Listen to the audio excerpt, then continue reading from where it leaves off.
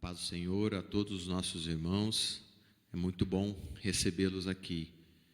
Deus se alegra muito com a tua presença, com a tua atenção aí. É um momento de louvar, é um momento de adorar. Faça isso conosco. Adore, louve ao nosso Deus. E esse culto essa live que a gente dá início, ela é em nome do Senhor Jesus.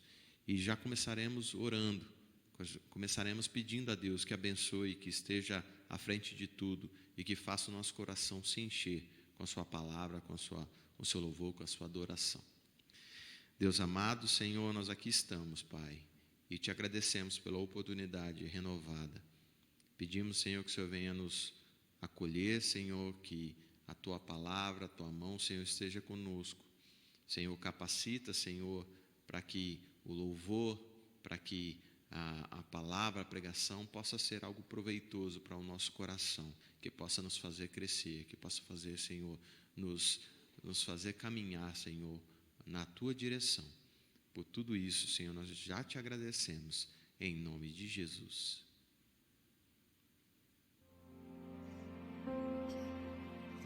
Além do rio azul, as ruas são de ouro e de cristais. Ali tudo é vida, ali tudo é paz, morte e choro, nunca mais. Tristeza e dor, nunca mais. Verei o grande rio da vida, claro como o cristal. Verei a face do meu mestre querido. Não haverá mais noite ali, não haverá nem o clamor. Verei os olhos de Jesus e tocarei seu corpo, enfim.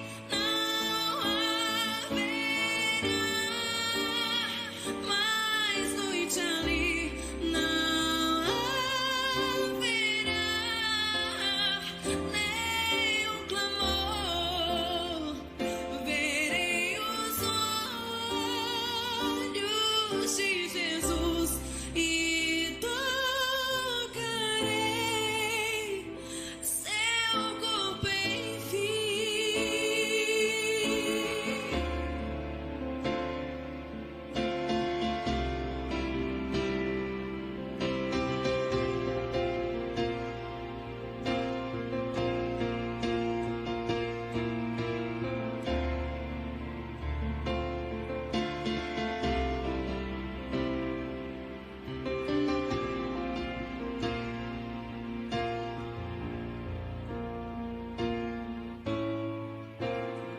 As nações andarão em sua luz e as portas jamais se fecharão. A cidade é de ouro puro, de jaspe é o seu muro, além do rio azul. Morte e choro, tristeza e dor, nunca mais.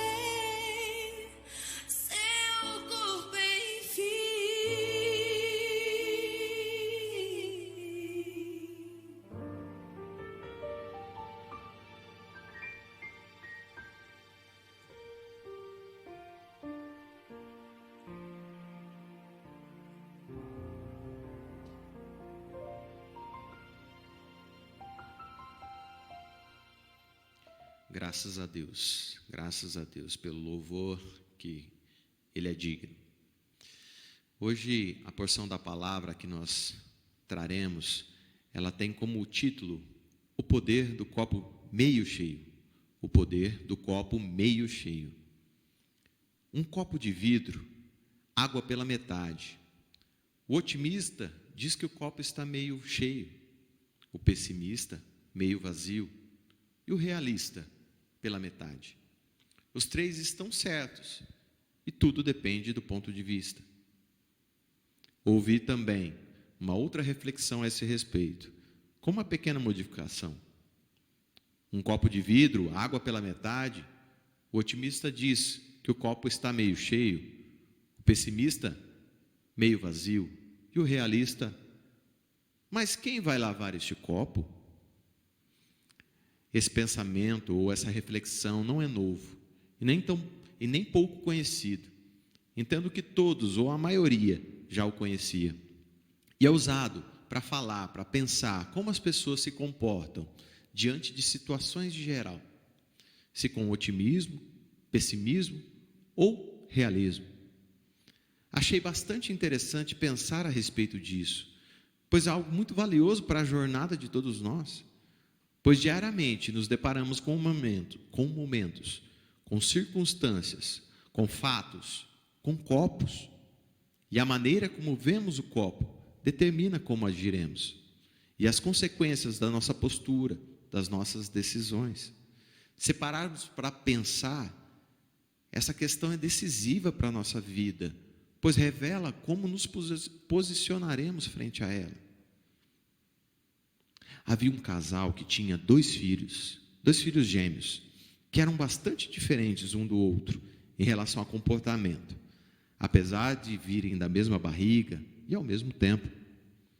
Um era muito otimista, o outro muito pessimista.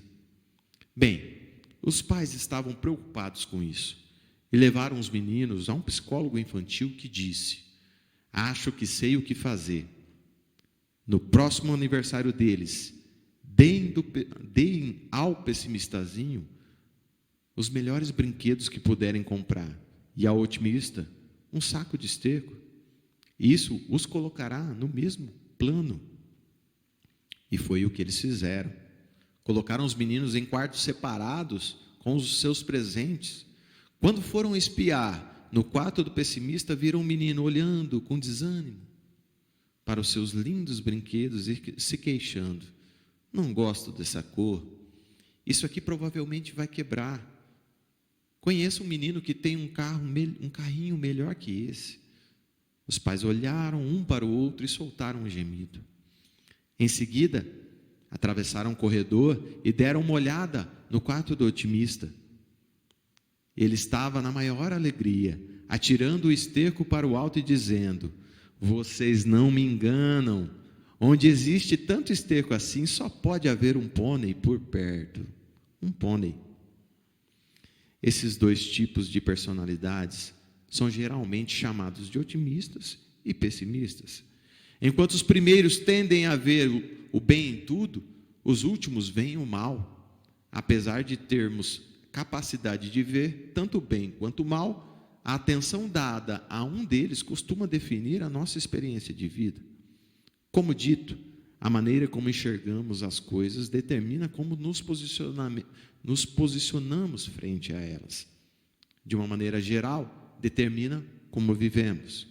Sendo assim, um assunto tão relevante, pensei em procurar no nosso baú de riquezas e orientações, a nossa Bíblia Sagrada, o que Deus nos fala e nos ensina sobre esse assunto. E como sempre, a palavra nos surpreende com muito ensino, com muita experiência e principalmente com incômodo. Sim, nos incomoda a refletir e a mudar certas posturas. E isso é o que realmente vale quando passamos a conhecer ou a relembrar algum assunto. O conhecimento é importante, entretanto, se você não o colocar em prática, é apenas teoria. Sendo assim, queria ler com vocês um texto que está localizado em Números, capítulo 13. O Senhor, em nome do Senhor Jesus eu leio. O Senhor Deus disse a Moisés: mande alguns homens para espionar a terra de Canaã, a terra que eu vou dar aos israelitas. Em cada tribo, escolha um homem que seja líder, alguém que já demonstrou que pode estar direcionando e conduzindo um grupo de pessoas. Do deserto de Parã, Moisés enviou os espiões, de acordo com as ordens de Deus, o Senhor. Todos eram chefes de tribos do povo de Israel. São esses os nomes. E aí, lista, são vários nomes ali. São esses os nomes que Moisés mandou espionar a terra. Ele mudou o nome de Oséias, filho de Num, para Josué. Um dos espias, ele cita que mudou o nome dele. E um dos principais, Josué e Caleb. Quando Moisés mandou espionar a terra de Canaã, disse a esses homens o seguinte: vão pela região sul e subam pelas montanhas. Vejam bem que terra é essa. Vejam também se o povo que mora nela é forte ou fraco, se são poucos ou muitos. Vejam se a terra onde esse povo mora é boa ou ruim, se as cidades têm muralhas ou não. Examinem também a qualidade da terra, se é boa para plantar ou não. Vejam se há matas. Tenham coragem, tragam algumas frutas da terra. Estava na época da primeira colheita de uvas. Assim os homens saíram e espionaram a terra, desde o deserto de Zin até Reob, perto da subida de Ramate. Eles subiram pela região sul e foram até Hebron. Ali viviam Aimã, Sesai e Talmai, descendentes de uma raça de gigantes chamados Anaquins. Hebron tinha sido construída 7 anos antes. Depois chegaram ao vale de Escol e ali cortaram um galho de uma parreira com um cacho de uvas, que 2 homens carregaram pendurado numa vara. Eles pegaram também romãs e figos. Chamaram aquele lugar de Vale de Escol, porque o cacho de uvas que eles haviam cortado ali, foi por causa do cacho de uvas dali.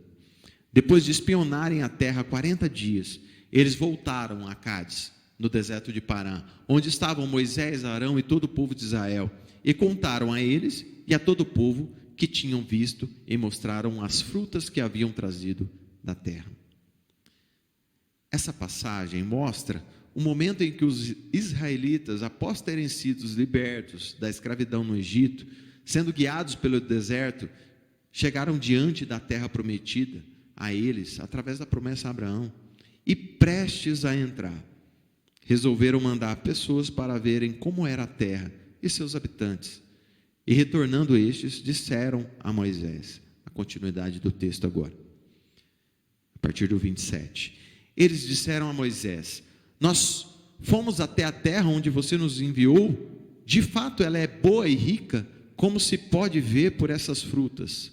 Mas os que moram lá são fortes, e as cidades são muito grandes e têm muralhas. Além disso, vimos ali os descendentes dos gigantes. E os amalequitas moram na região sul da terra. Os heteus, os jebuseus e os amorreus moram nas montanhas. Os cananeus vivem perto do mar Mediterrâneo e na beira do rio Jordão. Aí o povo começou a reclamar contra Moisés. Mas Caleb, um dos espias, os fez calar e disse: vamos atacar agora e conquistar a terra deles. Nós somos fortes e vamos conseguir isso. Porém, os outros que tinham ido com ele disseram: não podemos atacar aquela gente, pois é muito forte do que nós, é bem mais forte que nós. Assim espalharam notícias falsas entre os israelitas a respeito da terra que haviam espionado. Eles disseram: aquela terra não produz o suficiente nem para alimentar os seus moradores, e os homens que vimos lá são muito altos. Também vimos ali gigantes, os descendentes de Anak. Perto deles, nós nos sentíamos tão pequenos como gafanhotos, e para eles também parecíamos gafanhotos. Diante do texto, fica claro quem são os otimistas e quem os pessimistas. E fica claro que a maneira com que eles enxergam aquele contexto iria definir a decisão. E entendo importante pensar que a vida é feita de decisões, a todo momento. E isso só acontece por conta do livre-arbítrio, uma liberdade que Deus nos dá para direcionarmos nossas vidas, para fazer nossas escolhas e, inevitavelmente, arcar com as suas consequências. Deus tirou aquele povo do Egito de maneira fantástica, sobrenatural, demonstrando grande poder contra o povo egípcio, através de Faraó, que não os queria os libertar, enviando contra ele 10 pragas, e depois abrindo o mar vermelho, e livrando o povo, e conduzindo-os pelo deserto, com sua nuvem de dia, e coluna de fogo à noite, demonstrando de maneira visível seu poder e presença no meio deles. Mesmo assim, diante da terra a eles prometida, pelo Deus Todo-Poderoso, nosso El Shaddai, presente e manifesto maravilhosamente, em tempo real, eles se posicionam da seguinte maneira. Aí a gente continua a leitura, que é o 14, a partir do 14. Naquela noite, toda a comunidade começou a chorar em alta voz. Todos os israelitas queixaram-se contra Moisés e contra Arão. E toda a comunidade lhes disse: quem dera tivéssemos morrido no Egito, ou neste deserto.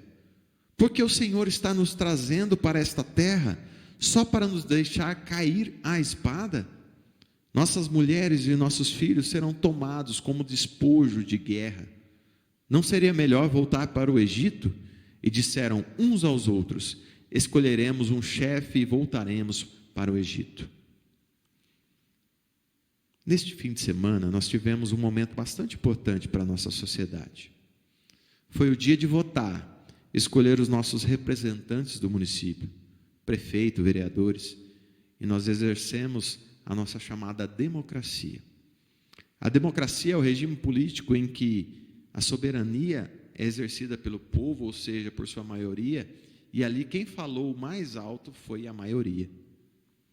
E diante do relato dos 12 espias, 12 líderes de cada uma das tribos, 10 deles enxergaram o copo meio vazio.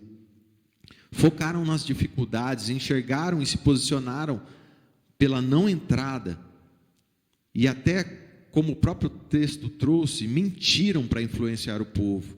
E mais uma vez, infelizmente, a palavra de Deus foi vencida pela mentira. Mas corrigindo, quem foi vencido mais uma vez foi o homem, pois a palavra é infalível e poderosa. Glória a Deus. Entretanto, o engano falou mais alto. A incredulidade do povo, que acabou se posicionando em sua maioria contra a ordem de Deus. Sim, a ordem de Deus, a palavra de Deus. O primeiro e o segundo verso de Números nos falam assim, vamos relembrar. O Senhor Deus disse a Moisés: mande alguns homens para espionar a terra de Canaã, a terra que eu vou dar aos israelitas. É importante destacar aqui, depois dessa leitura, que não se tratou apenas de uma questão de pessimismo por parte dos 10 espias, mas também uma grande falta de confiança na palavra de Deus, pois ele disse claramente: a terra que eu vou dar a vocês. Isso já bastaria para eles acreditassem e enfrentassem o que fosse para receber a terra. E com base no Deus que eles conheciam, que estava manifestando poder diuturnamente a eles, o Deus que sempre fez maravilhas e milagres, estava dizendo: a terra que eu vou dar a vocês. Mas eles, apesar de tudo, focaram na metade vazia do copo. Escolheram ser pessimistas, não confiaram. Na verdade, quando se trata de Deus, aparentemente parece que você está se posicionando como otimista, mas em suma você está sendo realista, pois o caminho que Deus faz, a ordem que Deus dá, o plano que Deus traça é certo e vai acontecer, basta ouvir e acreditar. Entretanto, eles não confiaram em Deus e se rebelaram contra Ele e contra os seus líderes, e por conta disso foram castigados. Na sequência do texto, depois você pode ler com mais calma, a partir do verso 5 de Números 14. Moisés e Arão se entristecem. Josué e Calebe, que são os espias que foram otimistas, que olharam a terra com bons olhos, rasgam as suas vestes em sinal de indignação e tristeza. argumentando os pontos positivos da terra ao povo, lembrando de que se Deus estivesse com eles, seriam vencedores e tomariam posse da terra. Eu disse: se Deus estivesse com eles. Entretanto, o correto seria dizer: se eles estivessem com Deus, pois a mão de Deus sempre esteve e sempre está inclinada para o seu povo, para o abençoar e para o conduzir. Sendo assim, se eles confiassem na palavra de Deus, receberiam essa terra que emana leite e mel. Veriam que as dificuldades que observaram seriam pequenas perto do poder do seu Deus. Mas, infelizmente, nada os fez mudar. Então Deus se manifestou a Moisés: até quando este povo me tratará com pouco caso? Até quando se recusará a crer em mim, apesar de todos os sinais que realizei entre eles? Esse texto está em Números 14, versículo 11. E a consequência desse posicionamento rebelde da maioria do povo foi terrível. Peregrinar durante 40 anos por aquele deserto, até que aqueles que se rebelaram, todos aqueles que naquele momento tinham mais de 20 anos de idade, exceto Josué e Calebe, morressem, até que todos esses morressem, e até mesmo Moisés não entra em Canaã, por outro motivo, é claro, foi por conta do episódio, quando ele feriu a rocha. Mas até mesmo Moisés, o líder escolhido por Deus para tirá-los do Egito e conduzi-los até a terra, não entrou lá. Pois Deus, apesar de misericordioso, é justo e zeloso com sua palavra. E a sua palavra era para que espiassem a terra, conhecessem-na, e Deus a daria a eles. Entretanto, eles escolheram olhar para o copo meio vazio, não aprenderam com tudo o que viram. E falando em aprender, lembre-se como era na escola. Qual é o momento em que se materializa o aprendizado, que você define se aprendeu ou não sobre determinado assunto? É na prova. No dia a dia, o professor pega na sua mão, te ensina, está à disposição e muitas vezes implorando para que você tenha interesse em aprender, em absorver a matéria que ele tem para ensinar. Ele encontra as maneiras mais diferentes para conseguir prender a sua atenção e colocar ensinos em sua cabeça. Entretanto, quando chega o dia da prova, que tinha dia definido ou não, pois ela pode ser surpresa, nós temos até a impressão que o professor é um nosso adversário. Puxa aí na sua memória. Ele já não te ajuda mais, ele não responde às suas perguntas, está atento para que você não colhe as respostas alheias. Dá essa impressão. Por quê? Por que ele faz isso? Porque agora é o momento de você mostrar se aprendeu ou não, se pode ou não ir para o próximo assunto, para a nova matéria. É na prova que você é testado para ver se aprendeu mesmo. E se o seu resultado não for satisfatório, infelizmente, ou o professor será obrigado a te reprovar, e você vai ter que rever todo o conteúdo novamente, ou você irá para a próxima etapa, que exige o conteúdo da etapa anterior, e você terá dificuldades. Em suma, o nosso assunto aqui é otimismo e pessimismo, que demonstra como nos posicionamos frente às adversidades, em especial aqui nessa reflexão, as adversidades. Pois, como propomos, o copo não está cheio, está pela metade. Sempre ouvi e aprendi que o equilíbrio é sempre melhor. Achar um meio termo, que seria o realismo, é sempre melhor. Mas aqui o que importa não é o termo que usamos, pois ele só nos ajuda a pensar sobre isso. A questão central aqui é respondida através da palavra de Jesus no Evangelho de João. No mundo tereis aflições, mas tende bom ânimo, eu venci o mundo. Isso está em João 16, 33, o Evangelho de João. Sendo assim, o realismo nos faz entender que estamos no mundo, que este mundo está no mal, que ele é perdido pelo nosso pecado que foi realizado lá em Adão. E isso nos faz vivermos momentos de dificuldades, de perdas, de insucessos, de aflição. Nós não estamos mais no paraíso, não estamos mais no Éden. Temos espinhos, temos mazelas, suor. Mas Deus enviou Jesus para nos salvar. E Ele já fez isso e nos deixou essa palavra maravilhosa. Eu venci o mundo, mas fico alerta, ainda tereis aflições. Mas olhe para isso. Olhe para uma vida perfeita, que vai ser o copo cheio, que você viverá comigo logo em breve. Olhe para as coisas que eu já vivi contigo. Olhe para os milagres que realizei na sua vida, na vida de todo o meu povo, através da Bíblia. Olhe para aquilo que você tem, que é muito, e não para aquilo que você não tem. Seja grato. Pedindo para Deus que Ele falasse comigo, para que eu pudesse vir aqui, me deparei outro dia com a Érica, minha esposa. Quando entrávamos em casa e tinha uma mesinha cheia de calçados dela ali, não só dela, meu também, que ela tinha lavado para a gente, e eles estavam secando. E ela falou: gente, como isso dá trabalho, apontando para os sapatos. Perdi tanto tempo limpando tudo isso. Mas logo ela se corrigiu: perdão. Isso quer dizer que eu tenho este monte de calçados para usar.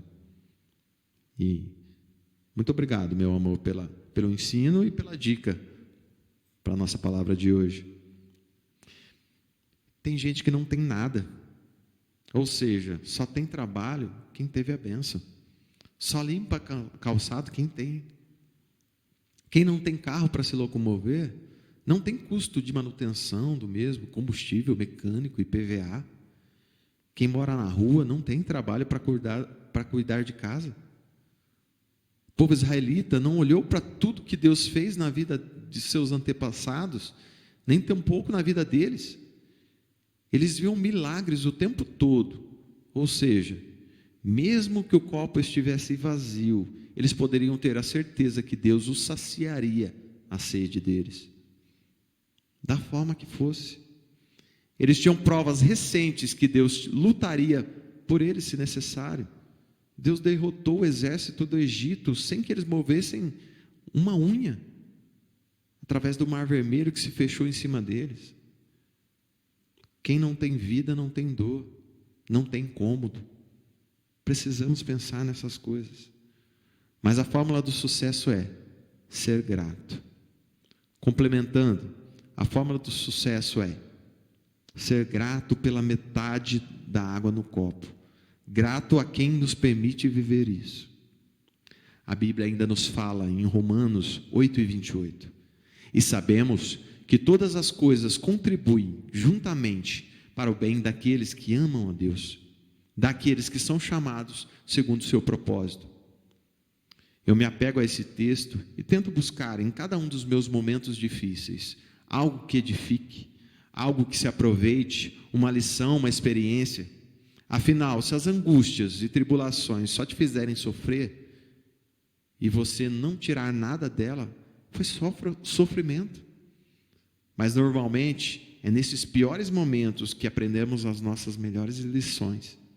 Ou seja, você sofreu, entretanto cresceu mediante a crise. Isso as pessoas também chamam de fazer de um limão uma limonada. Todas as coisas cooperam para o bem, como o texto diz. Essa palavra é preciosa, maravilhosa, tem sido na minha vida. Ser grato e desfrutar do meio copo é maravilhoso, te anima, te motiva, te eleva, te impulsiona.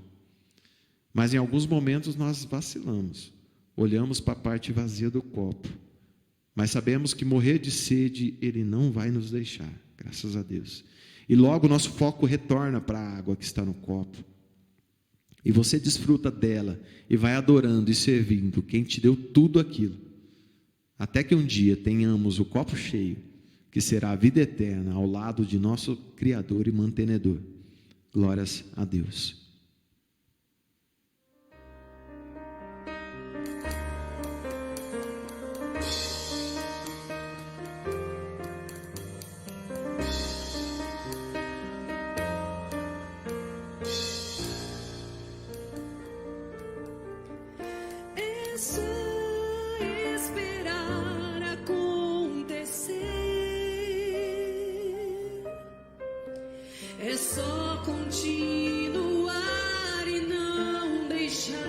que as lágrimas embaçem o olhar e não deixar que a tristeza tire a força do caminhar. Continua olhando nos teus olhos, enxergando a verdade que nada e ninguém pode impedir. É só esperar acontecer, é só continuar e não deixar que as lágrimas embaçem o olhar e não deixar que a tristeza tire a força do caminhar. Continua olhando nos teus olhos, enxergando a verdade que nada e ninguém pode impedir. Jesus, plano melhor, nunca chega atrasado. Sua hora é perfeita, sua maneira a mais linda. Seja feita a tua vontade, eu só quero a tua vontade, assim na terra como no céu. Jesus, plano melhor,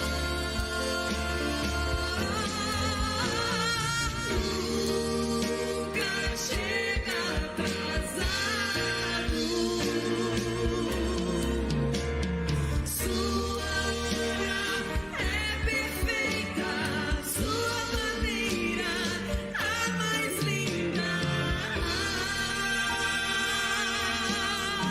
Seja feita a tua vontade, eu só quero a tua vontade, assim na terra como no céu. Assim na terra como no céu. Assim na terra como no céu.